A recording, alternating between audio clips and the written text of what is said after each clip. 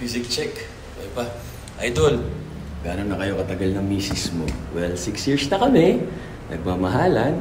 Tapos last year, naisipan namin magka-baby. So ito, nagka-try. Nakaipon ng kaunti para sa future ng bata. Mahirap kasi yung gagawa ng bata, tapos wala pa tayong ipon. Tsaka gusto namin ni misis na may time kami. So pag nagka-baby ngayon, pasensyahan na lang. Baka wala na masyadong tips, tsaka music. So yun, baka kaya hindi pa binibigay para marami pa tayong matulungan na tao. So ganun.